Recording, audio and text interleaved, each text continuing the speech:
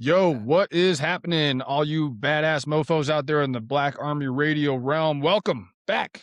Or if you're new here, welcome to the movement, baby. We were so glad you locked in today. Before we get into it, real quick, if this show's ever made you think, laugh, or feel some kind of way, do us a solid. Hit that 5-star rating right now. It literally takes a few seconds and it means everything to us. Make sure you're following the show so you never miss a drop. And that episode you've been meaning to share with a buddy that you think's worth a shit, send that sucker out. Send it to a friend. All righty. And now that we have paid the bills a little bit, I'll get into what we're going to talk about today. And then we'll see how old Joel's doing over here. So today we're going to split the difference. We had an episode, I guess it was Friday that it dropped. And we did a big kind of an alternate history, not really alternate history necessarily, a little UAP, alternative energy, single point plasma energy investigation from some of Stephen Greer's stuff, investigating a shit ton of engineers, scientists, really, really prominent, wildly intelligent humans that have either gone missing completely, disappeared, or have been murdered outright. And they're all involved in like jet propulsion systems, things like that, which is also something else we're going to talk about when it comes to this possible Trump assassination attempt thing that just took place at this correspondence dinner or whatever it was. And that dude's background, which is pretty damn interesting. He was a pretty smart son of a bitch, come to find out. And he was involved in a lot of the work that these people that are missing were involved in. And so we're going to push deeper into that realm because I got a lot of good feedback. We got a lot of good feedback on that episode specifically. People seem to really like it. And we also talked about Palantir. Joel did a pretty good breakdown of Palantir in that episode. The first half of it's on Palantir. The second half of it's kind of UAP and then like energy infrastructure, various stuff like that, scientists and all the weird conspiracy theories, if you want to call them conspiracy theories, down that road. And so we're going to expand on that sucker. And then on top of that, we are going to do some news stuff because we got to do that. And we'll talk about HR 8445 probably pretty early before we're going to split the news stuff up a little bit. We're going to talk about a few things early, and then we're going to go into the alternative history, UAP, energy system stuff, and then we'll swing back around to some more news kind of later on. All right. And so HR 8445, which is amending Title 38, which is federal law that governs veterans' benefits. This is for the IDF, Israeli Defense Force. Hope Americans are ready to start paying for their benefits. The war from a U.S. and Iranian perspective on what's going on right now with negotiations, because we got a lot of he said stuff going on there. The Pakistanis are saying something.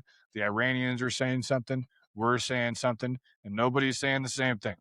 And so we're going to go over that a little bit. It's pretty interesting. And then when it comes to the news, we'll finish off with from Drop Site News, Lebanese journalist Amal Khalil bombed and left to die by Israel in southern Lebanon. This is a pretty damn sad story. And this woman she's a female reporter, Lebanese. And it's just a really terrible story. And so she should have never died like the other 300 plus journalists that have been killed by the Israelis, but her story is even worse. And so we'll get into that towards the later end of the pod. And then we'll start with a few things news related, and then we'll jump right in to the energy shit, and then we'll go right back in the news. How we doing, Joel? What's happening, buddy? How's life? Oh, man? Not doing too bad.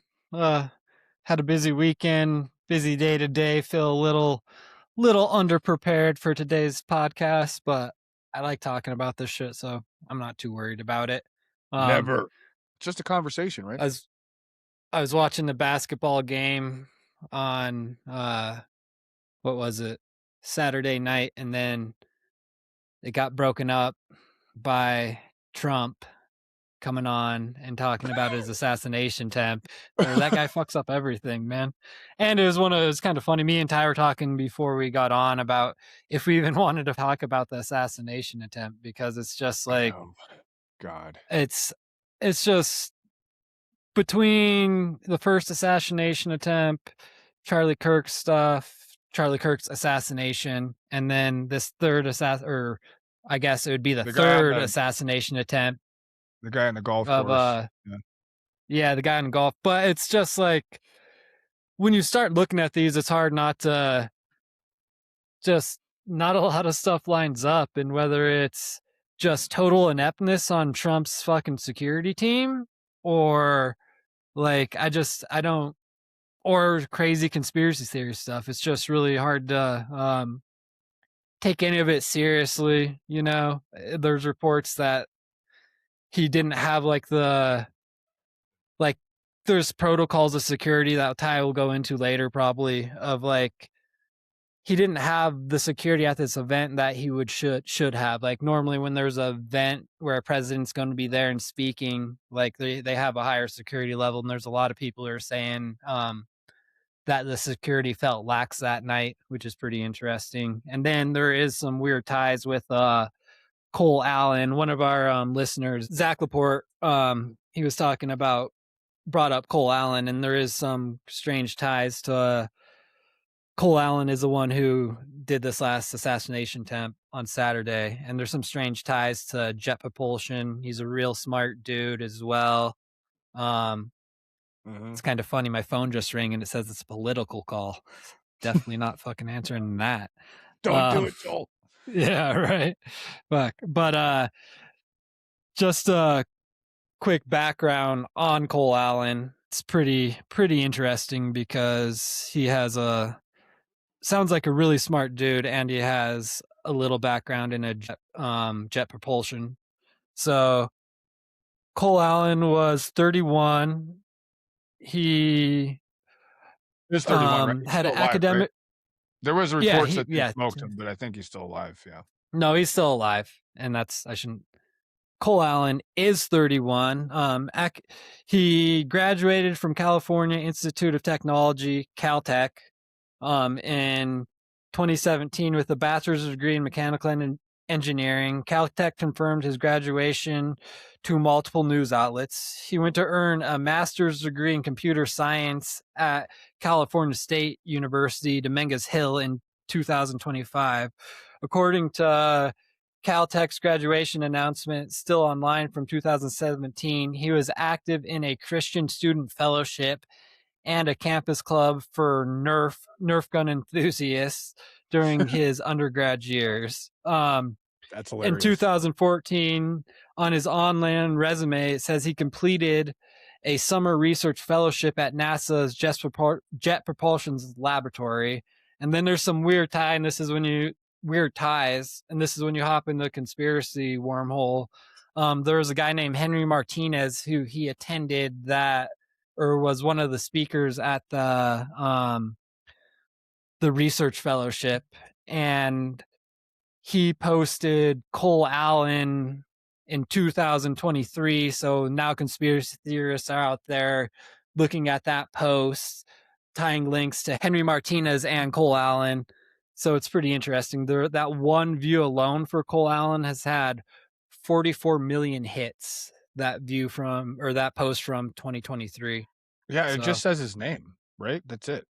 It just says his name. And the only way people are tying it to, and this is where I'm not going to say this is verified or not, but there was a Henry Martinez. That was the one who posted Cole Allen in 2023.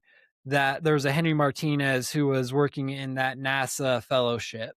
So that's where the tie is. I don't know if it's confirmed, if it's from that Henry Martinez. So that's where I'm going to stop the conspiracy theorists. But it does seem weird. The whole event and how it transpired seems kind of weird. So Yeah, it's a weird situation. From a security perspective, I've been investigating this a little bit from what people were saying that were there. And usually, I mean, in an event like that, you have levels, layers, and it's like a layer cake of security. You know what I'm saying? You have outer security, you have inner security, you have low pro security, you have overt security, you have people in the crowd. When I say covert security, that are in plain clothes and a baseball cap and a t-shirt and, have an MP5 under their shirt. You know what I mean? You have uniform security. You have metal detectors. You have devices we used to use overseas that they use in the airports now with TSA where they can it almost shows you naked, like your skin. God, what the hell is it called? There's a name for it, this particular machine, but none of that stuff was there apparently. From based on all reports, I obviously wasn't there, but dude, the entire command structure. Like, if you want to talk about like a regime change, dude, like the entire command structure was there, and there was no. Most reports are saying the following. They're basically saying they checked tickets like it was a baseball game, except without the metal detectors that you would run through in a baseball game. You know what I mean?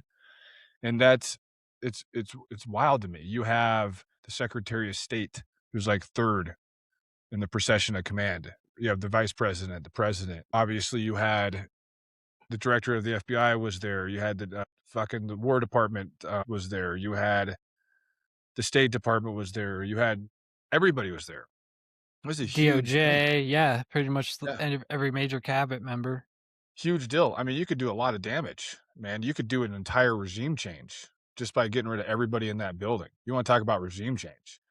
It just seemed it's pretty odd to me on a guy who's done a hell of a lot of security that you would have the president, the vice president, and that many people that are like in line to the presidency to the throne in one building and not even have a metal detector. I mean, Right. not even have a metal detector. Seriously. There was people that were like posting on X and other places saying that they felt insecure, that they didn't feel like this had enough security. And that was before the shooting or, the attempt. Do you see the video of the guy running through the Yeah, corridor? That's pretty wild, dude. Like, he was just yeah. going for it. You get those Secret Service guys like, what the fuck's going on? You could tell that. I mean, it would be really confusing. Like, a guy runs by you at Mach 10 with various weapon systems that you think you saw, right? I don't know, man. It's crazy. Listen, there's 0 events that we were ever in charge of when it came to security, whether it's domestic or international, that I've ever been part of, whether it was with the agency, militarily, through federal law enforcement, that we didn't have layer cakes of security for these exact kind of reasons. I mean, you have to have fail safes, right? You can't get through certain points. We're seeing, I don't get it. I'm not on the security detail, not in the Secret Service, don't want to be. I don't. Doesn't make a lot of sense to me, man. That's about as much as I can say about it. I'm sure there's going to be more stuff that comes out. His background is really interesting. His background actually marries up with a lot of these people that are missing and have been killed. Background. We were talking about jet propulsion, NASA jet propulsion on the last episode, and it was like over and over and over again. Remember the people that were missing or like just walked away from their house with a pistol, a couple of them just disappeared in the woods with hikers with some people. And it was like they were all working on jet propulsion systems, different jet propulsion advancement systems for various different, institutions. And so I don't know. That's a weird connection to me. I don't know what else to think about it besides that's a weird connection and the security was dog shit. Absolute dog shit. Especially for dude, the entire regime's there, bro. The entire Right. American regime was in that building, and there was no security, dude. And we're in, like, a semi-kinetic hot war with Iran, right? And we don't have fucking security in an event like that? It Right. seems odd. It just seems really odd to me, especially while we're fucking in a negotiations with supposedly the worst terrorist regime in the history of terrorist regimes, Iran. And we're just going to leave our entire American regime totally out to dry when it comes to security. I don't know, dude. I don't know what to think about Uh, it. it was kind of funny watching the videos too, watching just how different people were reacting to it. You know, there were some people sitting at the table who didn't even like duck and were still eating their shit. There's other Dana White, people. Uh, Dana there's White just sat there and was like, whoa, I'm taking this whole thing in, bro. This is crazy. there's a video of this lady just fucking putting wine bottles in her purse and Oh, shit, yeah. dude. Like, yeah, it's Big old, funny. they're probably like 200 bottle champagne bottles, you know? It's, yeah, And what a the ridiculous, I don't know, man. Well, and I I also don't know. think it's kind of funny how like they cleared out everybody besides Donald Trump. You know, like in the very beginning when it happened, they got They got JD JD Vance Vance out out. real quick, real Yep, quick. and then Remember how JD Vance was kind of like introduced by Palantir to Trump? Like Palantir, yep, like you should really think about this guy. The more stuff we talk about with JD Vance and like how he was kind of like pushed towards Trump to be vice president by some of these institutions and corporations and stuff. Like we didn't know about that initially. We're starting to find out a lot more right, about that now. You know, the whole when you were talking about the Palantir thing with JD Vance, kind of like when Trump was trying to decide who was going to be the VP, and it seemed like there was a lot of different, real prominent, real high speed, fucking super duper, like hooked in, you know, intel security agencies. It seemed like they really wanted to make sure he was up, that he was right, going to get an opportunity, which is interesting, right? Especially for a guy that's like kind of on the wrong side of the railroad tracks, didn't grow up with a silver spoon in his mouth. He was a Marine, you know, he was a photographer, he was an infantryman, so he was like documenting other people in combat basically. right. But I don't know. It seems strange. I'm not sure what the deal is with Vance. He he's changed his name like 3 times too. When you start looking into his background and stuff, he's a weird fucking feller. I He's didn't got know a that. pretty I did interest. not know he Yep, changed his name. Didn't know that. yeah, so Oh, lots of that's stuff. interesting. Okay, well that's as much as we're gonna talk about that one. It's weird. There's oddities. I'm sure more shit will come out on it, and that's fine. And so as of April 27th, 2026, what's the national average price for regular gasoline? The average price domestically for gas is $4.11 a gallon for 85 octane. $4.11 a gallon. Diesel is averaging $5.45 a gallon right now.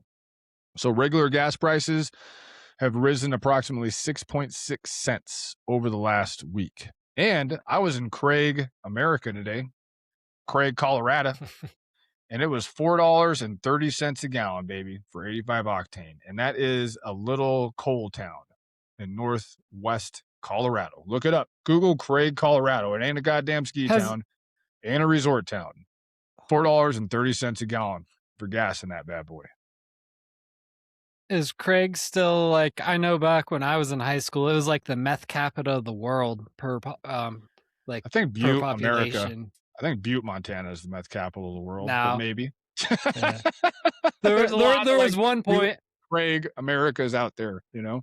I'm not dogging on Craig, anybody, if you're a listener from Craig. I just haven't been there in a minute, and I know it had some rough fucking I times. think I That's love all I'm Craig. saying. It's so much cheaper than here. I always try to find a reason to buy a place up there. You get a hell of a lot more for your money. Right, But I'm thinking the meth capital of the nation is probably somewhere in West Virginia or something. Is what I'm thinking. You know what right. I mean? Trailer hoods of Kentucky or something. Um, that's who knows. But yeah, $4.30 a gallon in freaking Craig. All right, so there's our gas update. Pretty awesome. HR, for those of you that may not know, if you're an American taxpayer out there, and it is April, it is tax season, it is past tax day. Right now, we have what is called HR 8445, which is a proposal to amend Title 38. Now, Title 38 is what? The federal law that governs veteran benefits. American veteran benefits. Do I even have to say American veteran benefits? I think if I just say a federal law that governs veterans benefits, I probably automatically fucking assume that I'm talking about U.S. veterans, but you'd be wrong if this goes through. And the Service Member Civil Relief Act to extend what's called USERRA employment protections, which is the Uniformed Services Employment and Reemployment Rights Act, and SCRA, financial safeguards, which stands for Service Members Civil Relief Act, to U.S. citizens serving in the Israeli Defense Force, or the IDF. That's right, boys and girls. That's right, boys and girls. If this passes, if this happens, there is a good probability that American citizens are going to be paying for benefits of Israeli veteran benefit, VA benefits for Israeli forces. Israeli forces. Now, the caveat there is this: there is a little fight going on between whether or not to do all IDF or just American citizens who serve in the IDF.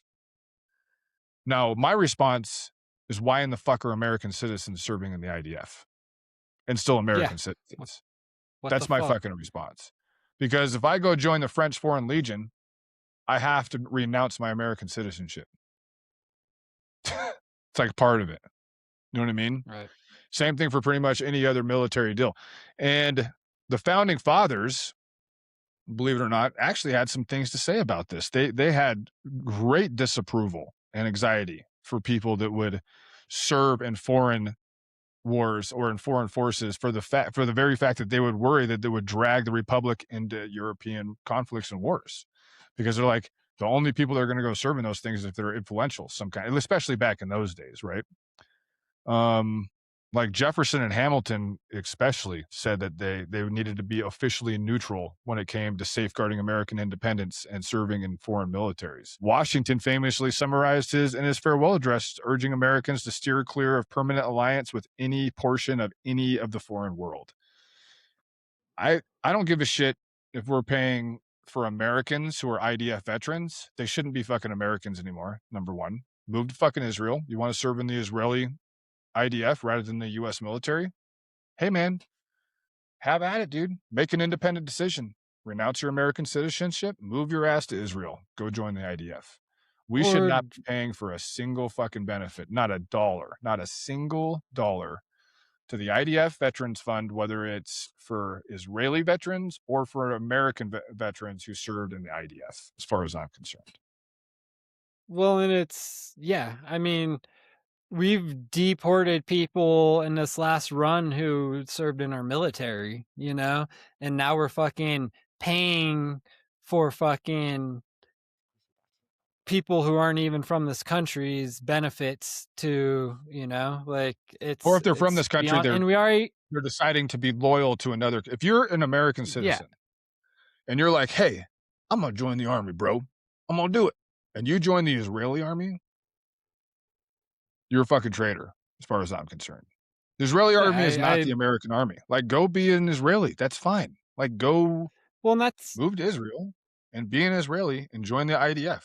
Fucking do that. But don't expect me to take money out of my fucking shit that I'm supporting my kids and my family with and give you fucking money because you decided that you wanted to join the IDF and I'm supposed to feel some kind of way about that. well, and apparently there was, oh, I can't remember if it was 75 or 150 IDF agents training ICE agents on like how to target with using Palantir systems and stuff, like, Mhm. and there's been IDF who, I guess I was doing a little bit of research in this. There's been IDF agents who've helped train ICE since ICE has been created because we've had ties to Israel for so fucking long. Imagine that. And I get if you have a specialist or a former op, but like if they're still in the IDF and I don't know, it's just we we give them so much money anyways, and now we're Yeah. talking And apparently, about the first time, this isn't that new. I guess this has been brought up before. And so yeah. it's not like a brand new thing. It has been brought up and like rejected, you know what I mean? But it's not dead. It's not dead. It's being reintroduced, you know? And so Well, for those of you out and there, that keep an means eye on there's it. It's an called HR 8445, HR 8445, which proposes amending Title 38. Now, Title 38, is a reminder, is the federal law that governs veterans benefits. And they want to amend it well, to include Israelis. and that just means that there's enough people with Israel in like Congress to keep pushing bills like this through, and just like Well, it's another reminder that yeah, it's not a partisan issue. 93% of our 93% of our senators take money from APEC, Exactly. and that's It is just the nonpartisan, uh, right? The reason it's not gonna die is because there's just as many Democrats taking money as there are Republicans taking money from Israel. You know what I'm saying? It's not gonna die until something changes with AIPAC or something changes with our relationship with Israel in general, which I would be fine with just not having one at this point. or or we Totally fine. get rid of fucking lobbying altogether so people can't, pay to play, and that's, Jeez, Joel, that's you're the taking that's a huge step there, dude. God. Yeah. Fucking Get rid of the crazy. money and politics shit. How would Yep. we trust anybody? How would we trust what they're Yeah. saying if we didn't know they weren't getting tens of millions of dollars from somebody? How would we ever know what's really true, Joel? Well, They and have it's to be just getting a money. big fucking money pit, dude. Like from each party, and then you have individual donors. Like it's just I don't know. It pisses Never me ends, off. baby. Looks like Mary Adelson or whatever with Trumpy on top of the $235 million that APAC gave him. She gave him another couple hundred million. Dude got like Well, a and solid $500 million from Israel people, at least in the I last election. it was almost like 95% of the people he's pardoned have given him contraband have give him campaign contributions, and it's that's fucking crazy. Like give me or like their family member gave him $1 million bucks because they're sitting in jail, and then all of a sudden they get pardoned. Like what the fuck, man? All right, so that's enough of that shit for a minute. Let's get Yep. back into some of the more interesting stuff. All right. So we're going to get back into this energy system stuff a little bit, this UAP stuff a little bit. I'm going to reintroduce a few things. And if you listen to the last episode, you can kind of pick right up with it. Now, what I'm going to try to do, and we'll see how this works. I haven't done this before, but I'm going to try to push this information out for, like 6 or 7 episodes. I got a whole bunch of information here. And what I'm going to try to do is layer it out like a little bit at a time through probably the next 6 or 7 episodes for like half an hour or so at a time. And then just, a little more information, a little more information, a little more information until we get everything out. So here we go. I want you to think about security camera footage. Okay. Think about this for a minute. August 28th, 2025, after about 9 o'clock in the morning, 0900 hours, a man steps out of the door of his home in Cattell Court in Albuquerque, New Mexico. You're going to see a lot of New Mexico stuff. He's 48 years old. He's 3 years older than me. His name's Steven Garcia. Steven Garcia. He's wearing green camouflage shirt, green camouflage shorts as well. He's carrying a handgun and a bottle of water. That's it. That's all. No phone, no wallet, no keys. His car's in the garage. He walks down the driveway and then out of the frame of the security camera and is never seen again, never heard again, ever. 6 months later, 6 months almost to the day later, another man walks out of his home in Albuquerque, New Mexico, also in Albuquerque, New Mexico. February 27th, 2026. About a 15-minute drive from where Garcia disappeared. 15 minutes away from where Garcia disappeared. Steven Garcia, who we just talked about. This dude's 68 years old. He's a retired Air Force Major General. His name is William Neil McCasland. He's wearing hiking boots. He has his wallet, a red backpack, a 38 caliber revolver, and a leather holster that it came with. He leaves behind his cell phone, his prescription glasses, his smartwatch, his wearable health monitors that he literally never went anywhere without. I don't even think I included that in the last one. He had health monitors that were apparently really, really important to him, to his survival, along with his glasses, because he couldn't see really well. He too walks away on foot, and he too has not been seen since at all. 6 months apart from each other, both Albuquerque, New Mexico. All right. Different agencies, different clearances, different careers, same city, same exit pattern, same vanishing. All right. And they're not the only two. Last May, Anthony Chavez. Last June, Melissa Casillas. Last June, Monica Riza, both in June. February of this year, Carl Grillmere. December, Nuno Lorerio. And a name some of you have heard, especially if you keep up with social media right now, going back just a little bit further to 2022, Amy Eskridge. We're going to get into her deep in the next episode. We spent the last week looking at all of them. Just last week, the last episode, every name on the list, every report, every public statement, every police press conference. And what we're going to walk through today is, on the one hand, the simplest reading of the evidence, which is that some of these are explainable and some are not. And we're going to be honest about which one is and which one isn't, and try to get what the actual answer is. How does a man like that, trained, equipped, surrounded, walk out of a major American city and just stop existing? How do these people just walk out and just stop existing? That's the question. We're going to get to it. All right. So, beginning with Anthony Chavez, May 8th, 2025, former employee of Los Alamos National Laboratory. Worked there until 2017. Disappeared without a trace in May 2025. Limited public detail. This in itself is worth flagging. There were some of these people we talked about in the last episode where there was almost nothing. There was no cause of death. There was very, very little information that was presented for the public to follow in any kind of way. This is a case where the family has said at the least the police have released the least and the press has covered the least, like I said. When you have a case where the public record is genuinely thin, the main responsible move is to try not to fill it with speculation. Just acknowledge that there's a man, there's a name, there's a date, and there's literally nothing else in the public record. And so it's one of those things where it's like it's easy to draw conspiracy theories onto that. All right. Okay. Monica Riza, June 22nd, 2025. This one has a lot more details. 60 years old, born in 1965, bachelor's in metallurgical engineering from Columbia University, master's in materials engineering from UCLA, 1997. Started her career at Rocketdyne, then the division of Rockwell International in 1998. Spent decades there working on the hardest problem in liquid fueling rocketry, oxygen-rich staged combustion.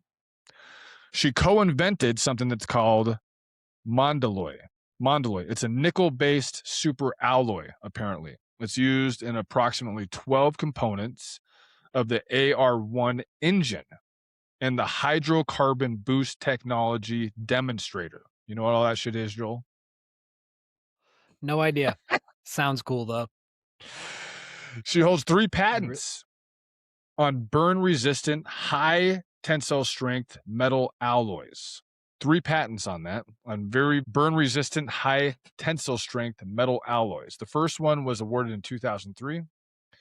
In 2004, she received the inaugural Luminary Award from the Hispanic Engineer National Achievement Awards Corporation. By 2025, she was the Director of Materials Processing at NASA's Jet Propulsion Laboratory in Pasadena. She was, by every measure that matters, an elite materials engineer. On June 22nd, 2025, she was hiking in the Angeles National Forest with 2 companions. They started at the Angeles Crest Highway. They were headed up to Waterman Mountain Summit. And this is where it becomes strange. We talked about it last time. Her companion's account, this is what her companions say verbatim. They were on the trail back down. They had already completed the hike. They were going back down. He was about 30 feet ahead. He looked back. She made eye contact. She smiled. She waved. The universal gesture for, I'm fine. He turned forward. He kept walking. Moments later, he turned back, and she was gone. They were on a marked trail, daylight, clear weather, 2 other people in the immediate area as well. The Los Angeles County Sheriff's Department, Crescenta Valley Station, ran an extensive multi-day search. Helicopters, drones, canines, volunteer search teams. Nothing. 0 things. As of this recording, in late April 2026, she is still listed as a missing person. She completely vanished on the hike. Sucked up in the atmosphere, like we said. All right, and here's the connection that matters. Monica Riza had a documented professional history, come to find out, with William Neal McCaslin. Okay? The general who would disappear from the same state 8 months later. McCaslin oversaw projects that used her materials specifically, researched during his time running Air Force research labs. They weren't strangers, they actually knew each other, come to find out. They had worked on the same problems from opposite sides and had a pretty good working relationship for those 2. Number 3, Melissa Casillas, June 26, 2025, 53 years old, administrative assistant at Los Alamos National Laboratory, worked there for years. Disappeared 4 days after Riza. 4 days after her. Last seen on surveillance footage, walking alone on a New Mexico highway wearing a backpack. That's it. That was the last time she was seen. She was walking alone on a New Mexico, bro. That's where you saw your shit. Yeah. Some Some strange stuff. Dude, walking alone on the New Mexico highway wearing a backpack. That's the last time she was seen. That's it. Her niece, Jasmine McMillan, has been organizing family search parties and reviewing police documents. But there's nothing else. There's just nothing else. That's it. Stephen Garcia, August 28th, 2025. 48 years old. 2 days shy of his birthday. He was 2 days shy of his birthday. Government contractor at the Kansas City National Security Campus, working out of Albuquerque, New Mexico. Albuquerque, New Mexico. What is KCNSC? It is the Department of Energy National Nuclear Security Administration site that manufactures more than 80% of the non-nuclear components that go into United States nuclear weapons. Run by Honeywell, whatever that is. Garcia's role, he was a property custodian. According to an anonymous source familiar with the case, this gave him a very high-level security clearance overseeing positions for all assets, tens, maybe hundreds of millions of dollars of equipment and assets, some of which were not classified, others of which were classified. He had a top secret security clearance, knew the entire facility's inventory and access controls. And access control is how you get into a room to access anything. Access controls. On August 28th, 2025, surveillance cameras caught him walking out of his home on Cattell Court in southwest Albuquerque just after 9 in the morning. Green camo shirt and shorts. Carrying a handgun and a bottle of water. Phone, wallet, keys, and car all left behind. Didn't we talk about that with somebody else a second ago? Yeah, it's fucking In weird, Albuquerque. man. In Albuquerque. Leaving with the same shit. Initial police statement said he may be a danger to himself, quote. The anonymous source, however, pushed back hard on the suicide framing, quote. He was a very, very, very stable person, the source argued. Like, the most likely explanation for this disappearance was that he was a target of foreign intelligence. That's what his kind of family or friends are trying to figure out here. Days after he disappeared, KCNSC, which is the National Nuclear Security Administration from the Department of Energy, reportedly launched their own internal search, going through his computers, emails, and files for any clue of anything. Nothing was found. They didn't find anything. 8 months later, Garcia is still missing. He's still missing. William Neal McCaslin. This is the story. This is the case that broke the story kind of nationally for a lot of people. February 27th, 2026. 68 years old. 68 years old. Retired United States Air Force Major General. That's 2 stars. He was a 2-star general.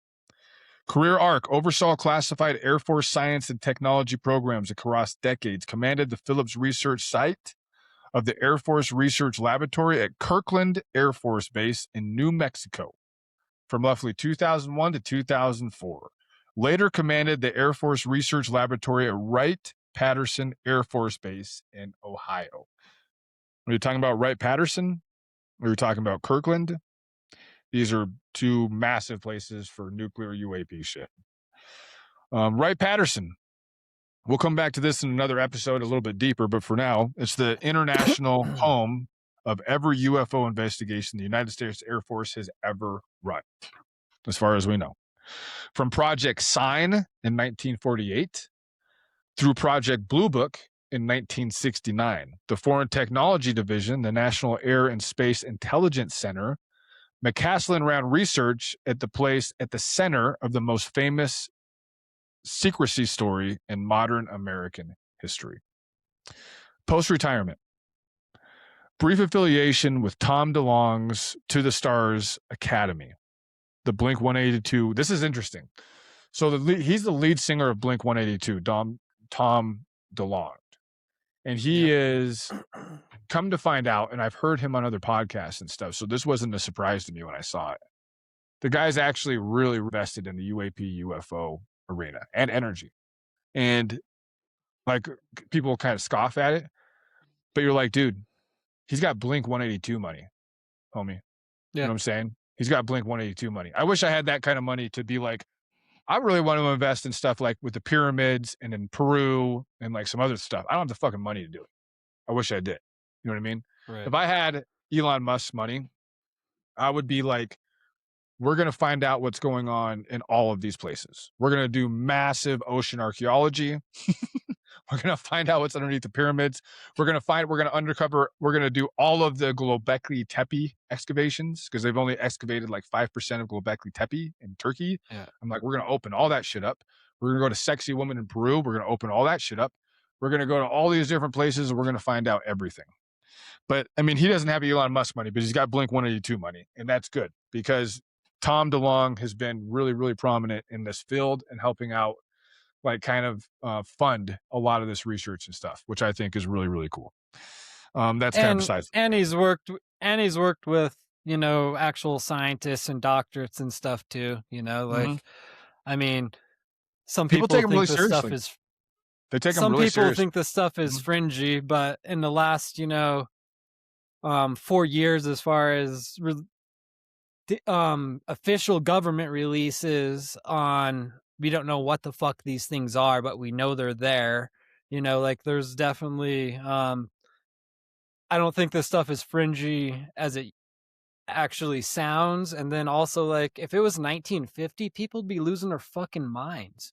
Remember, like the, you know, the shit we used to watch on, like old stuff about Area 51 and all the UFO stuff, and it was like a national big thing. And it's like, if you talk about it with somebody now, like they're the people who want to talk about it and are interested in it, but there's I would say more than 50% of the people just kind of go, oh yeah, I saw that they released that crazy alien spaceship video and said they had no idea what that fucking is, you know? And it's like, yeah, this isn't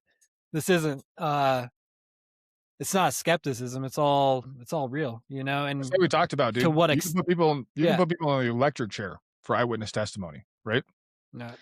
We have a massive amount of eyewitness testimony, all kinds of other stuff that we don't have scientific measurable outcomes, but we have a shit ton of eyewitness testimony and a lot of other kind of stuff too. And in the 1950s, like Roswell and all that other stuff, the people were talking about, there's newspaper articles talking about UFOs all over the place, like all kinds of weird activities and stuff. And then, like, kind of right after that, when the federal government really started getting involved, that's when it started to become a lot more kind of fringy, became a real fringe thing, right? You had to be a conspiracy theorist, like anything with UFOs was conspiracy and National Enquirer related. And you stopped seeing all the headlines. And for a long, long time, for years and years, like kind of up till the 50s, 60s, it wasn't unusual to see headlines in newspapers about UFOs. It really wasn't, like kind of all over the country, not just in New Mexico, but in a lot of different places. And that changed. It changed with intention. You know what I mean? And so, yeah, the Blink 182 frontman, UAP Disclosure Organization, McCaslin's wife, remember McCaslin, he's the Major General, has confirmed this as well on Facebook, that he was working with the Blink 182 guy.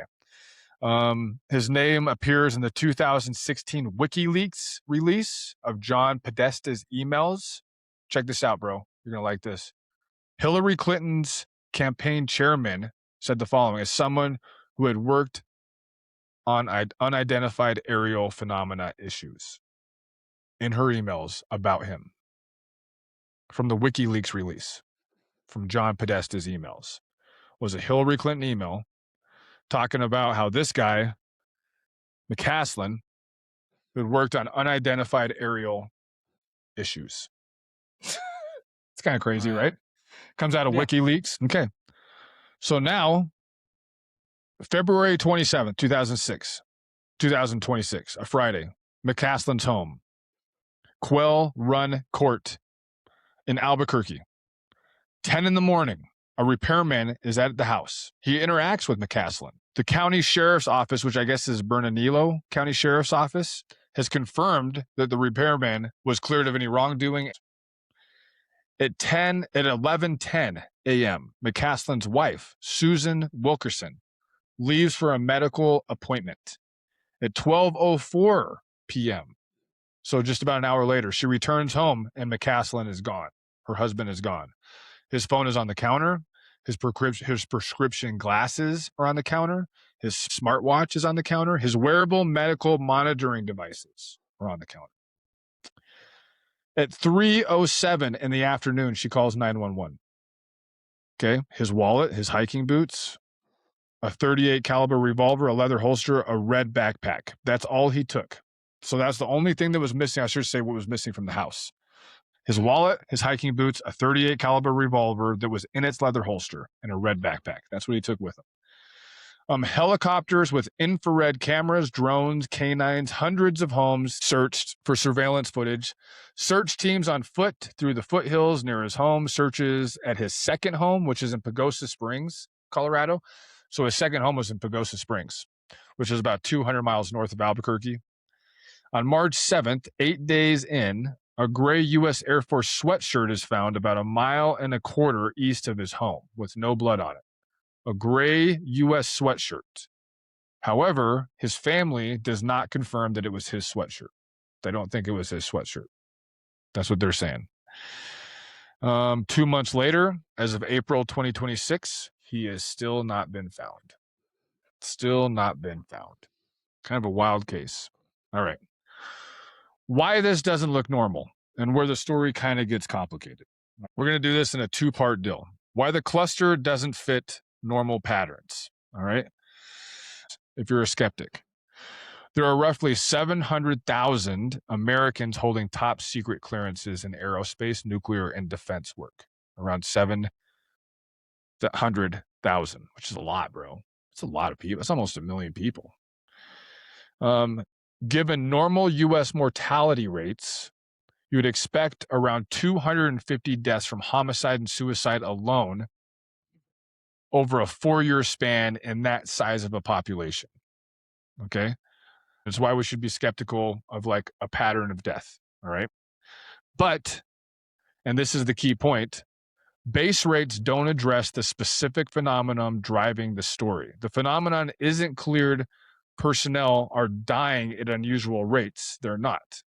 The phenomenon is cleared personnel are walking away from their lives without a trace in a specific geographic cluster with a specific behavioral signature in a specific time window.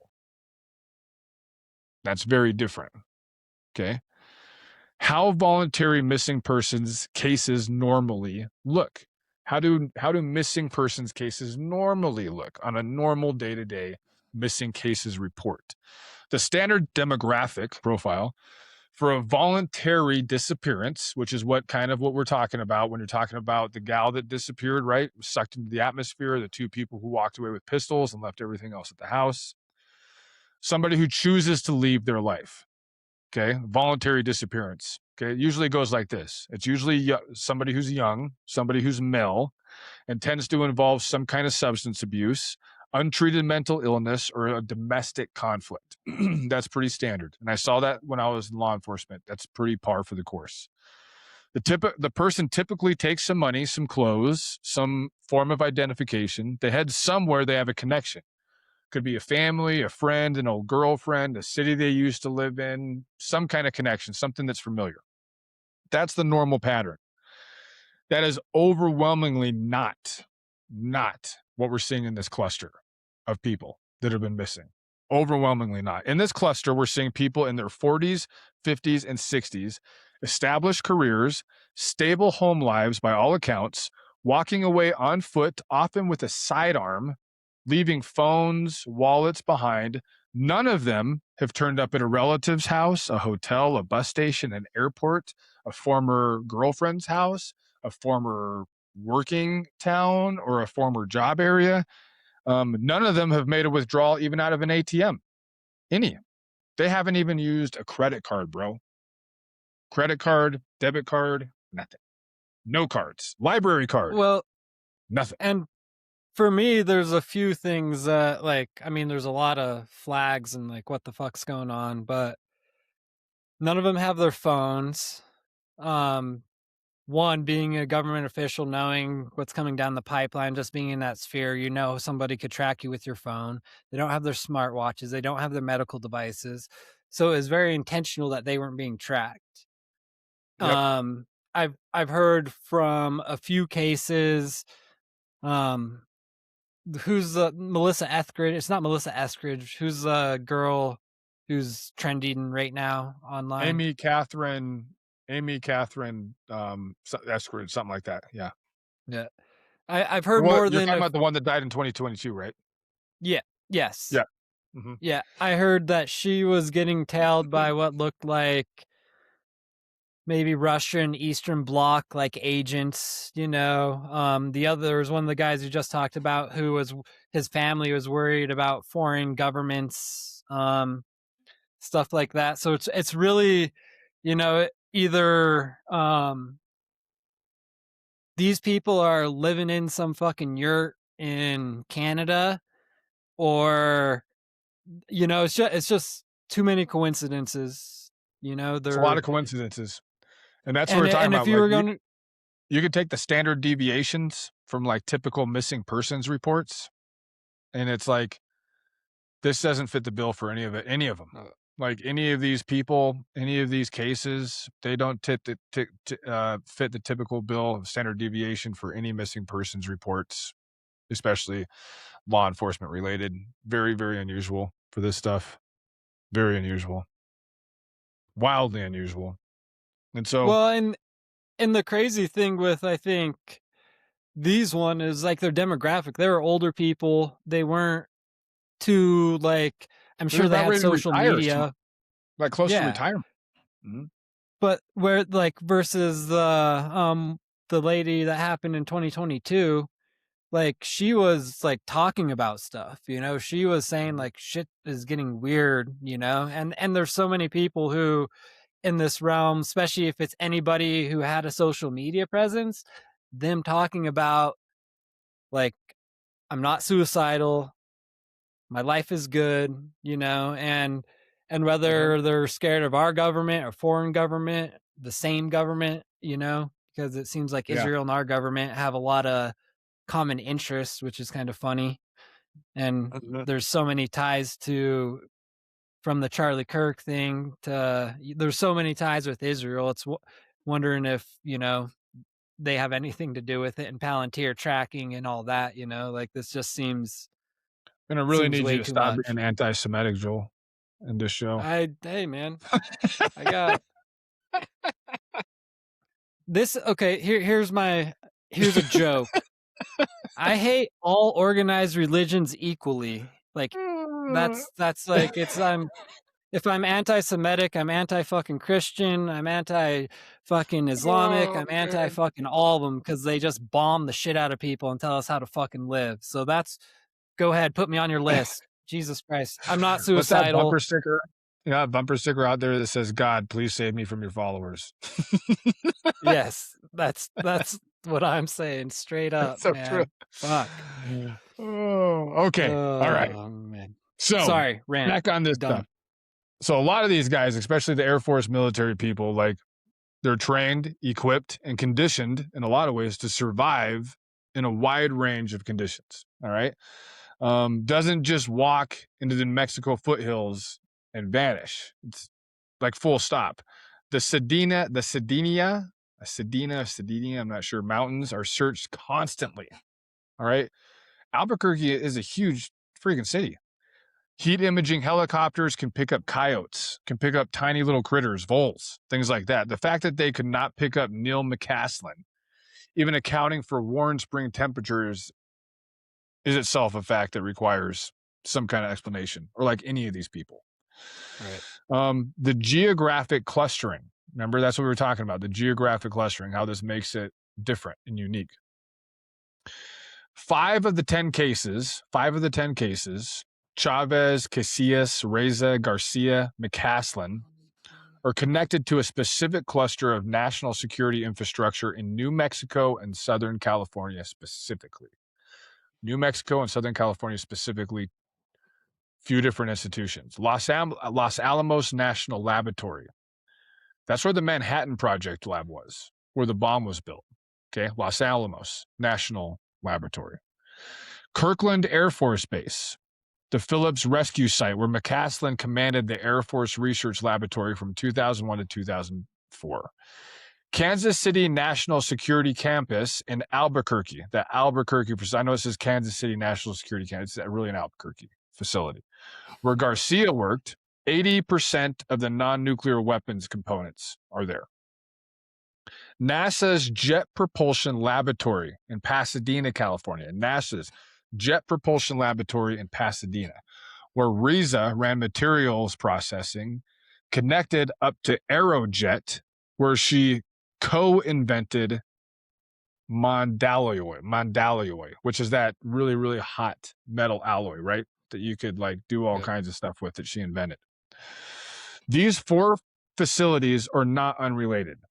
They're not unrelated. Kirkland, KCNSC, which is the Kansas City National Security Campus, and Los Alamos work closely together on national security projects involving American nuclear capabilities. Quote from a source close to the case, quote, "That entire mission runs out of Kirkland Air Force Base. A big part of it, including the technology and production of technology that they use, is all built in Albuquerque.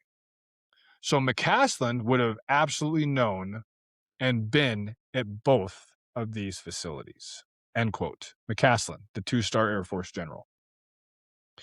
In other words, this isn't 10 random people across the United States, people. This isn't 10 random people across the United States fitting a missing persons pattern of normality, all right? It's at a minimum 5 people whose professional lives intersected at the same handful of facilities over and over again for years, repeatedly, going missing within a 10-month window in the same geographic region. I'll say that again, okay? All of these people working in all the same facilities, interacting with each other, working in the same handful of facilities, going missing within a 10-month window in the exact same geographic region. Never to be seen from again up to this point. Congressman Tim Burchett. I really like this guy. You know who Tim Burchett is? He's a Republican out of Tennessee. He's big in the UAP stuff. He's got kind of an accent to him. He's the guy that basically told Lindsey Graham to calm the fuck down. He's a Republican. He's out of Tennessee. He's great, dude. I actually really, really like this guy. The more I hear his interviews, the more I listen to him speak. Every time he opens his mouth, I appreciate it. Like when Lindsey Graham was saying all that shit about how like we need to bomb Turkey, we need to bomb Cuba, right? It's like when we're done with Iran, we're gonna bomb Cuba. We're gonna go after Turkey if Israel wants, and like everything else. And, you know, Lindsey Graham, like the fucking closet homosexual, no child having North Carolina weirdo, right? And Tim Burchett doesn't like that dude, bro. He doesn't like him. It's fucking hilarious when he talks about him. He's like, basically anything Lindsey Graham has to say, we should just fucking do the opposite of. That's pretty much what he said. Anyway, he's a member of the House UAP caucus. The House UAP caucus. All right. He has stated publicly in multiple interviews that intelligence agencies have blocked his congressional inquiries into the McCaslin case. So the McCaslin case is the 2-star general case, right? The guy who left the house with his 38 special, his leather holster, no phone, no anything, no fucking medical devices, no eyeglasses, just dick left with nothing, right? And he has been interviewed. So Tim Burchett has been blocked from intelligence agencies, multiple intelligence agencies, from when he's telling people from even investigating the case at all, looking into it in any way, shape, or form, which is weird. Okay. Let's see where I'm at. What Burchett has specifically said, and what other members like Eric Burleson have said, is that McCaslin has a lot of information on the UFO sphere, UFO, UAP topic. And so they were being that they're on the UAP House Task Force, basically, you know what I mean? They really, really wanted to interview this guy. They wanted to talk to him. And since he's been missing, they're pretty pissed off about it, you know? That's a statement of opinion from a sitting member of Congress. It's not by itself a documented case of obstruction because we do not have documentation on how much he knows about UAP UFOs because he wasn't fucking interviewed and he wasn't put into a skiff, right? Which is a place where you can go interview people without electronics or any way of documenting anything. He was supposed to be, but he's not. Okay, so let's just go on to the next part 2, where the story has changed. Something has changed with the public conversation about the case significantly over the last few weeks. And we want to be straight about it because if we gloss over it, we're not doing our jobs. We got to be honest about what is and what isn't. All right. And this is dealing with Susan Wilkerson, who's McCaslin's wife. All right. So in late March, the Law and Crime Network obtained a 911 audio call of Susan Wilkerson, McCaslin's wife, calling to report him missing. This is what she said in the 911 call. My husband is missing. It's been about 3 hours, and I have some indication that he must have planned not to be found. I think he's on foot. All of our cars and bicycles are in the garage. The interesting part there is that I have some indication that he must have planned not to be found, which seems strange to me in a little ways. Right. In the same public call, and in subsequent statements, Wilkerson disclosed several pieces of information the public did not initially have. For example, McCaslin was experiencing what he seemed to have called and said to her mental fog. Mental fog is what he said to her. He was seeing a doctor for it. The diagnosis included anxiety, short-term memory loss, lack of sleep. He had cited these issues as a reason for stepping down from various groups that he had been working with for a number of years, including, according to his wife, a brief affiliation with To the Stars Academy. Now, what's interesting to me about this, and we go back to kind of the Stephen Greer thing about how these things happen, how these things get quelled.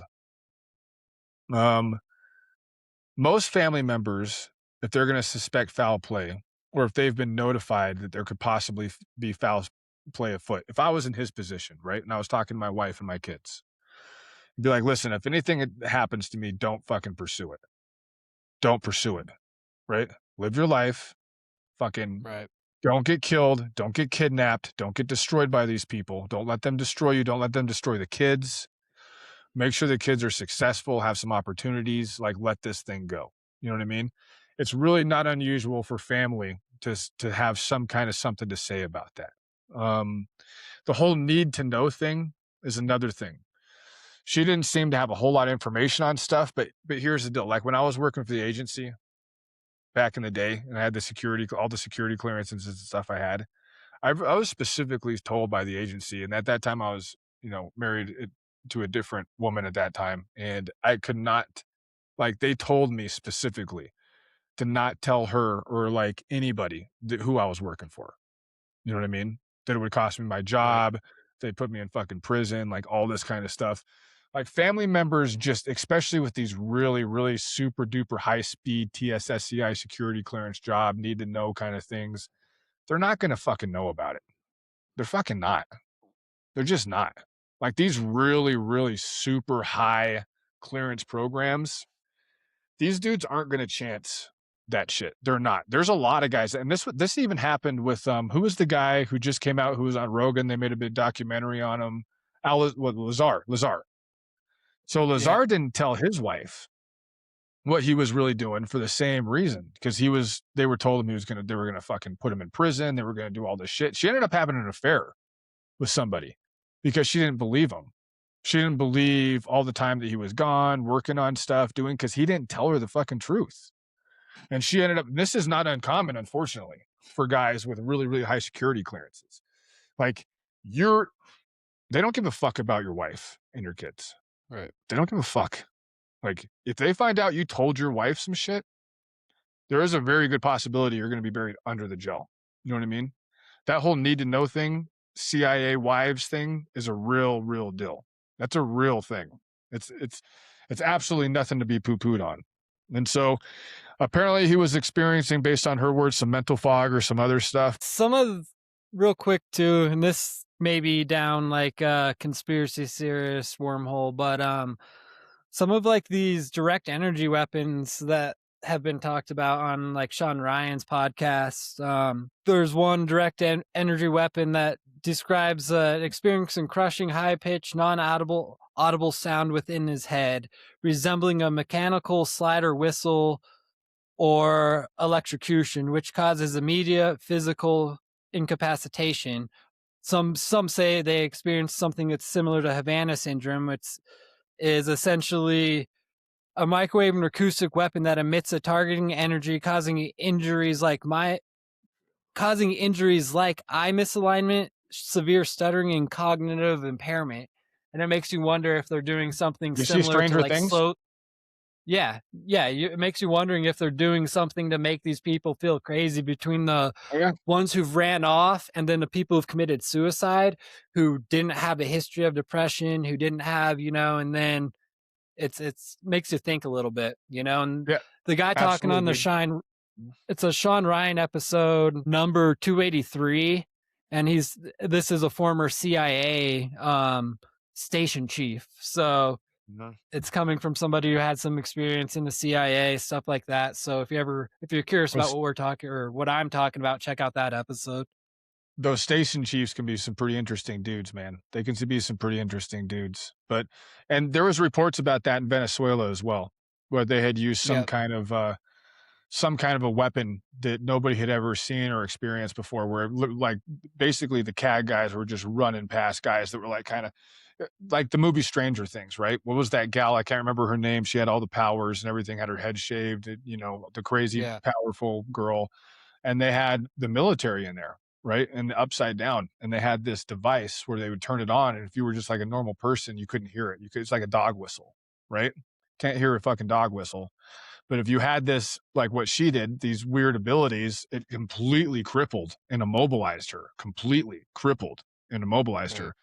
They've been talking about this stuff. I remember my dad talking about this shit even in the 90s, man. There's books written about this stuff, like these weird weapon systems, radio wave, cognitive weapon systems that seem to have been experimented and been around for kind of a long time.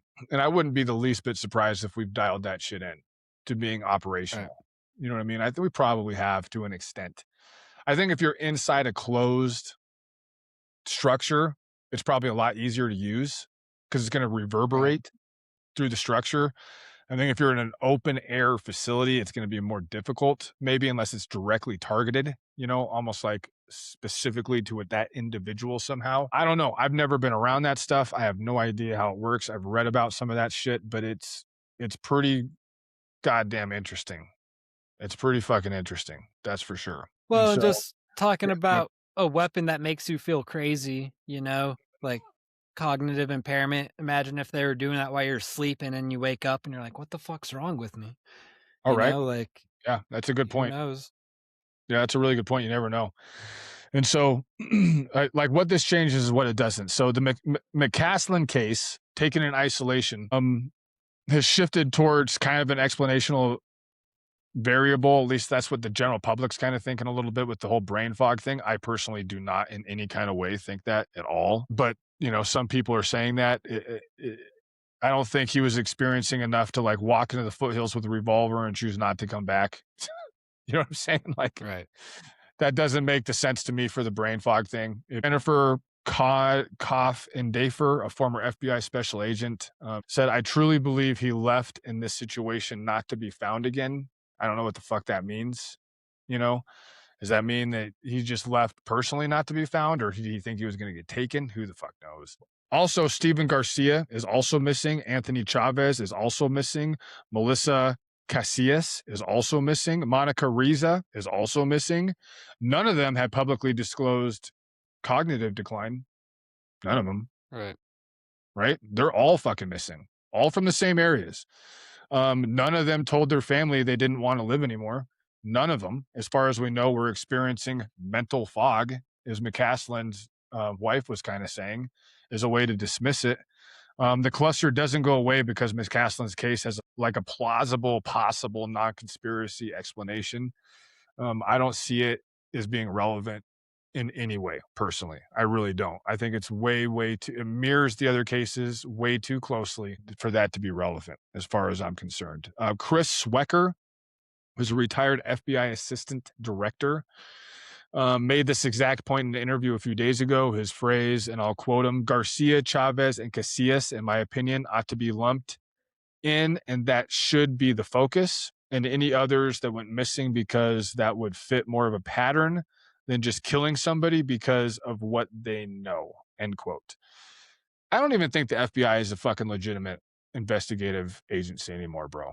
I really don't.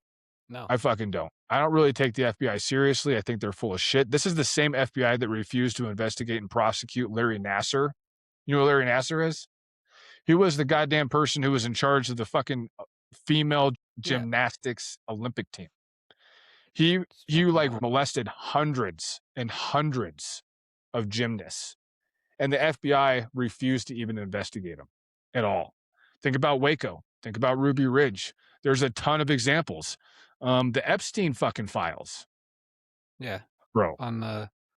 For God's sakes. We got more veterans getting arrested for insider trading.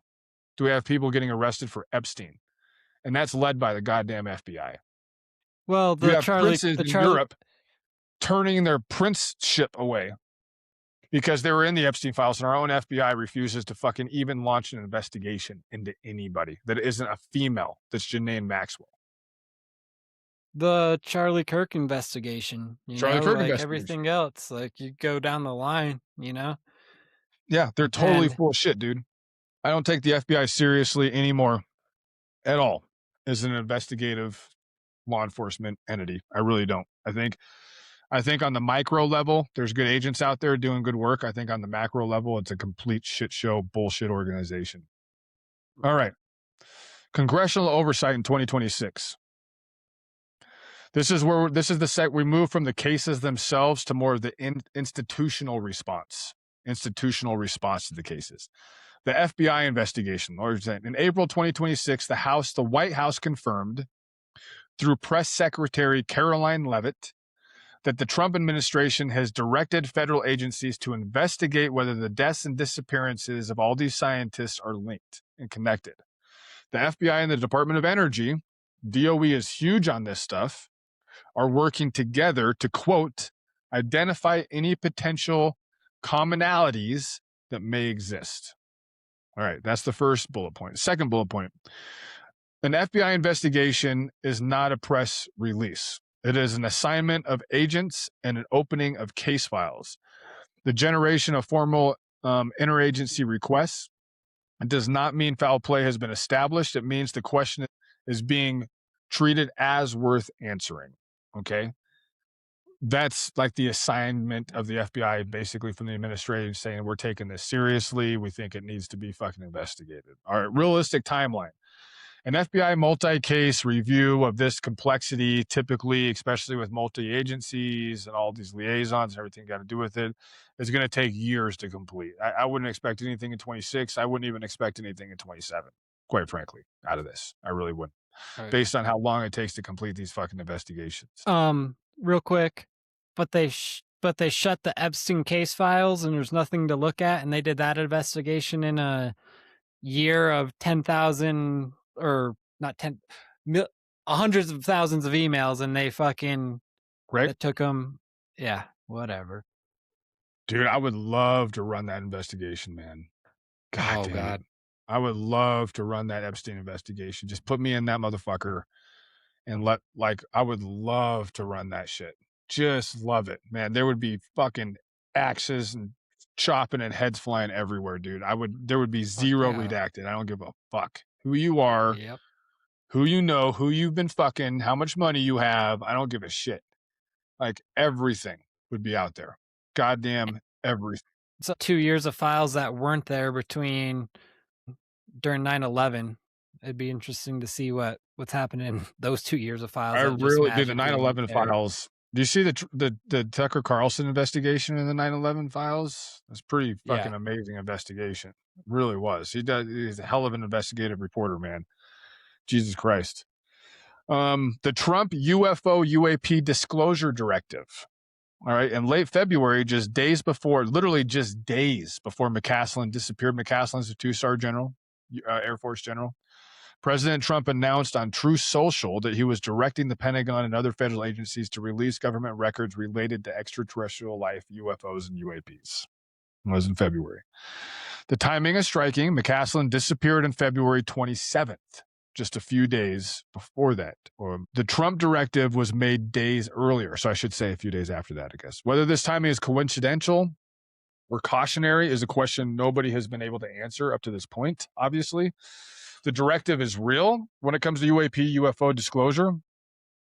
The implementation is, as of this recording right now, ambiguous. Federal agencies have 90 to 108 days, depending on the specific category of record and agency and institution, to comply with this order. We will know substantially more about what they actually release before the end of the summer of 2026, based on how the time frame works, if they all comply with all this fucking shit. All right. Congressional pressure when it comes to these things. The House UAP caucus. Remember, we talked about Burchett. I really like that dude. Burleson, Anna Paulina Luna, and others, such as AOC. She's in that, I believe. I also believe that Crockett used to be in it.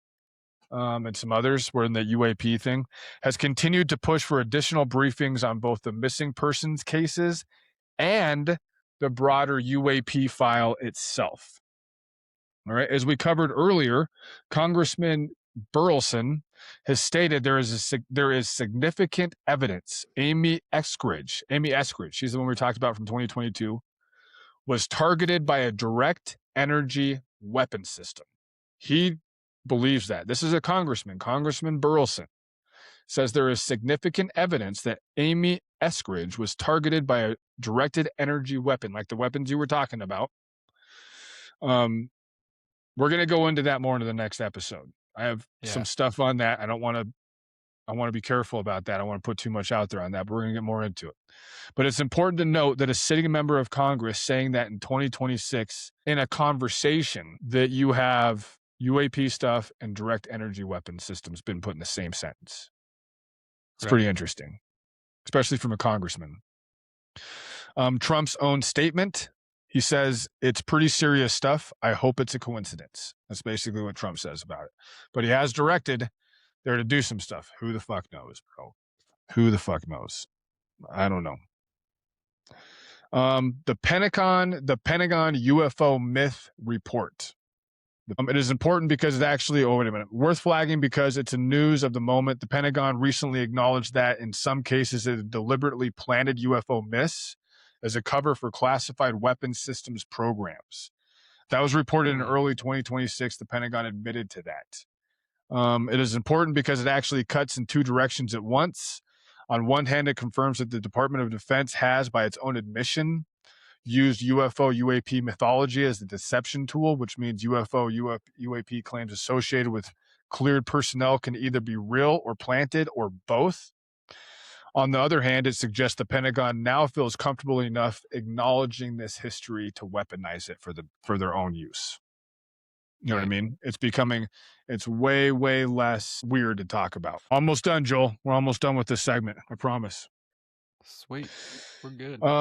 So where does this leave us? We're kind of going on to what we're going to be talking about next. 5 people connected to a tight cluster of national security facilities in New Mexico and California are missing. 2 of them, Riza and Casillas, vanished within 4 days of each other in June of last year. One of them, McCaslin, has the strongest individual indicators of having walked away by choice, with documented cognitive decline, which we told to his wife, though we do not believe that to be the case. 3 others, Garcia, Chavez, and Casillas, fit a pattern that a retired FBI assistant director has described on the record as being very, very suspicious. None of them have been found, 8 months and longer in some cases, in a country where heat imaging can pick up a freaking coyote or a vole in the desert, and that's no bullshit. Seen it. And the institutions that exist to answer these questions like these, the FBI, the Department of Energy, the Pentagon, the Congress, are circulating the question, but they are not recording or answering it at this point. This is a question I want to take you between this episode and the next. What makes a person walk away from everything they have and never, ever come back? What makes a person walk away from everything they have and never come back? Sometimes the answer is illness. Sometimes it's despair. Sometimes it's that they didn't walk away, that somebody walked them away. And sometimes the answer is something stranger that we can't even name because we don't know what it is. And sometimes it's that you just worked at a jet propulsionary lab in New Mexico. If you have propulsion system in your job description, you're fucked. Right. Oh my God, dude. So next episode, we go from the people who walked away to the one who did not. Someone who a month before she died sent a text to a friend telling him exactly how they were going to make her death look. Exactly. The text was preserved, the death came on schedule, and the wording of the text turned out to be almost word for word the wording of the official cause of death finding. We're talking about Amy Catherine Eskridge, and this is the text. I'll quote it. If you see a report that I killed myself, I most definitely did not. If you see a report that I overdosed myself, I most definitely did not. If you see a report that I killed anyone else, I most definitely did not. End quote. Yeah. Wild. And that's it for the energy system until the next episode. And we can get more into some more of the news of the day, Joel. Yeah. All right, so this is from Drop Site News. If you don't follow Drop Site News, fuck you. Drop Site News is great, man. These people are really, really good. They're good shit. I really recommend them. Like, they have fantastic reporting, and it's really outside of the box for Western liberal journalism. Lebanese journalist Amal Khalil bombed and left to die by Israel. Prominent Lebanese journalist Amal Khalil was killed on Wednesday in what appeared to be a targeted attack by the Israeli military in the town of Tyre in southern Lebanon. All right. Palantir. Weren't you supposed to have a Palantir. ceasefire? What? Yeah. What was that? Weren't we supposed to have a ceasefire in Lebanon? Yeah. Right. Yeah. The Israelis really listen to us with all the money and weapons we give them. They really give a fuck about what we think about things, don't they? So Khalil and her cameraman, which a guy named Faraz, a freelance photojournalist, were both on assignment in southern Lebanon, reporting on recent attacks in the southern village of Bennett Jabil. According to Al Akbar, which published a timeline of the events, the car they were following a car, was targeted by an Israeli drone at 2:45 p.m., killing the two men inside the vehicle. It also destroyed their vehicle and injured them as well when the drone strike hit. Now, they got out of their car and they went and found a hardened shelter in a house that was right by the strike, apparently. At 2:50 p.m., 5 minutes after that, Khalil contacted her editors. She was able to get on the phone and contact her editors and even her family. According to Lebanon-based journalist Courtney Benoit, news of the incident quickly spread, prompting Lebanese President Joseph Aoun, who's a Christian, by the way, to put out a statement calling on the Red Cross to rescue the two journalists in coordination with the Lebanese army and the United Nations. All right. At 4:27 p.m., the house where the two journalists were taking refuge was bombed by the Israeli military, and contact with the journalists was lost. All right. Israel did not respond to requests for access, obstructing any rescue operation, according to the Lebanese military official speaking to Al Jazeera. The Red Cross was eventually granted limited access to the site, according to the Committee to Protect Journalists, which remained under active small arms and indirect fire while the Red Cross was there, trying to dig them out. So while the Red Cross showed up after the Christian president told Israel to stop bombing this fucking place because there's a goddamn reporter in there that you're going to kill, Israel didn't respond to them, didn't respond to the Red Cross, and it even gets worse than that. They were able to evacuate Faraj, who was the cameraman, basically, who reportedly sustained critical head injuries, and to recover the bodies of 2 other civilians who were killed in the attack. But they were forced to withdraw before finding Khalil because of continued shelling and the indirect and direct fire on rescue crews and marked Red Cross vehicles. The Red Cross vehicle that transported journalist Faraj to the Tubman Governmental Hospital was hit by Israeli gunfire multiple times on their way to the hospital. This is a goddamn Red Cross ambulance with bullet markings visible all across the vehicle, according to the state-run national news agency. Quote, the repeated strikes on the same location, the targeting of an area where journalists were sheltering, and the obstruction of medical and humanitarian access constitute a grave breach of international humanitarian law. End quote. CPGJ regional director said in the statement. The Israeli military did not immediately respond to a request for comment. They actually haven't commented at all. What do you think about that, Joel? Of course they didn't fucking comment. And two, like, it's just this all times, like, they had real-time data of where this person was. So they hit a moving car with her in it. So something that cameras It's like tracking. 300 plus journalists, dude. It's 300 plus I mean, journalists that have well, been intentionally overtly targeted and killed. And this is what I guarantee you that was through Palantir's targeting system, you know? And that's like the whole thing. Like they were communicating to these people. That's what Palantir does. They have like they'll be able to pinpoint your location if there's any communication, and it sounds like they were getting directly bombed and attacked. And then it's par for the course with like the secondary attacks that we were talking about in previous episodes where they bomb somebody, wait for the rescuers to get there, and then start firing on the rescuers. Maybe they didn't bomb the rescuers again, but still, taking fire. And it's fucking lame, And if people want to live in this world where there's no, I get war's war, but like they're fucking blowing up journalists, civilians. There was no fucking soldiers there. They bombed a civilian house and blew up a fucking journalist. Like Oh yeah, yeah, dude. That's par for the course, bro. Like, listen, like medics are supposed to be just basic medics. Military medics, Navy corpsmen, Army medics are supposed to be fucking not targeted by enemy forces. That's why they have like the medic emblem and the reds, you know what I mean? Right. All the stuff on them to show that they're not a combatant.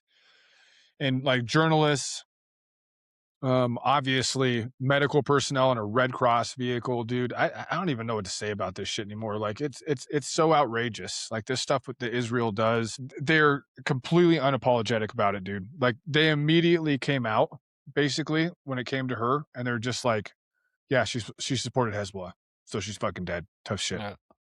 Right. That's what they say about every of them. Like the 400 plus journalists or whatever, the 300 plus journalists that they killed in Gaza, when they wouldn't let any international journalists come in there to document anything, which is like the first time fucking ever that shit. We had war correspondents in the Civil War, bro. In the Civil War on the battlefield, war correspondents. And Israel's like, sorry, it's too dangerous for you guys in here to be documenting any of this shit, because it's not because we're trying to hide anything. It's definitely not because we're hiding shit. It's definitely not because we killed 20,000 fucking kids. And it's definitely not because we're intentionally having rape gangs in our fucking prisons and stuff where we're raping Palestinians to death. Like, that's definitely not the case. It's only for your safety. It's 110% for your safety. It's like, dude, it's mad. That shit's maddening to me anymore. And then, like, to kind of, I don't know, maybe finish this sucker off.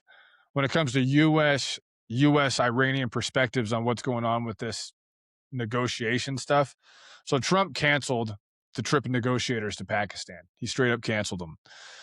He said he cited excessive travel, negotiation leverage, leadership confusion, saying that they didn't know who the fucking leaders were and like all this other stuff, and it's not worth their time and blah, blah, blah, blah, blah. Well, the Iranian foreign minister, Abbas Archaki, has been like basically saying that that's all nonsense totally. He says, we're currently moving forward with our own design, and we feel continuing negotiations doesn't make sense until the U.S. government lifts its maritime blockade. The scope of the conflict is expanded, and naturally the issue is no longer purely nuclear. A real ceasefire must be imposed on Israel in the region. That's what he's basically saying before anything else can happen, specifically in Lebanon, obviously. And a settlement must be reached in the Strait of Hormuz without harming Iran's national security and also regional security. Once these conditions are met, comprehensive negotiations on Iran's nuclear program and long-term non-aggression agreement could commence. But dude, they straight up said that they have zero. They're done talking to Steve Witkoff, and they're done talking to Jared Kushner. Done. They have no desire to speak to those two at all. And I know it feels a little different, and you were there and stuff, but I remember watching from afar with the coverage of the Iraqi war, and it started off pretty hot. And then 8 months into it, it was just kind of in the background, and there was a war going on, but no one knew about it. And this is starting to have the feels of that. And then also like another like side note, like we still haven't felt the crash from this yet. Like we feel it in our fuel prices, but in the 1970 fuel crisis that was exacerbated by the Iran war in 1979, but we didn't feel that until about 10, 11 months later when that crisis started, when the stocks started to plunge and everything else, So like there's going to be repercussions. Even if this war ended tomorrow, there's going to be repercussions that we feel 8, 9 months from now, And that's 100%. the whole thing. And it's 100%. not going to end tomorrow, but yeah, I don't know. Yeah, it's 100% true. The international community is feeling it big time right now. We're not actually. I was talking to who the Rossies are. You probably know who the Rossies are. Yeah, I was talking to one of the Rossies here today, and they're a huge ranch family here locally in Routt County, Colorado, and he was talking about fertilizer because what a lot of people don't realize is the Strait of Hormuz is one of the top places in the entire world for fertilizer transportation. Huge. And he's already he's a rancher in Northwest Colorado, running cows and stuff, cuts hay, runs cows. That's basically what they do. And he was talking to me, I was picking my boys up from baseball stuff, and he was just basically like, dude, this fertilizer shit's going to get bad. He's like, it's already bad. He's like, it's really fucking bad right now. He's like, between the gas prices with diesel, because they run diesels, right, with all their shit. He's like, between the diesel prices for their tractors and like their equipment, and now like with fertilizer prices, he's fucking worried. Like worried. Genuinely there fucking was worried. more family-owned farms closed down this year than ever before, and they're getting bought up by corporate farms. That and there's a app that trades acres that JD Vance owns part of, and it's called Acre Trader, and essentially it's access to like buy big farmland through kind of like corporate entities. And just coincidental that we're killing our farmers, or we're killing the industry with what we're doing. We're especially small family farms, they don't have the We're backing. killing micro farmers on the micro level for sure. Yep. Maybe not corporate, not the corporate level farmers and ranchers, not Coca-Cola with the Matador Ranch that's like 300,000 plus acres in Montana, Dillon, Montana, but like the people that own 5,000 acre cattle ranches, 10,000 acre cattle ranches, which is still pretty fucking substantial. Like they're not going to survive. They're going to have a real dude, good luck. Good fucking luck between diesel prices and fertilizer prices, dude. That's a fucking big problem. It's a real big problem. Yeah, man. Only going to get worse. Only going to get worse, bro. But not this podcast. This podcast is only going to get fucking better. Let's go. All right, man. We're an hour and 40 minutes in. Good? Good. All right, brother. I love you, man. We'll talk soon. Love you, brother. Later, guys.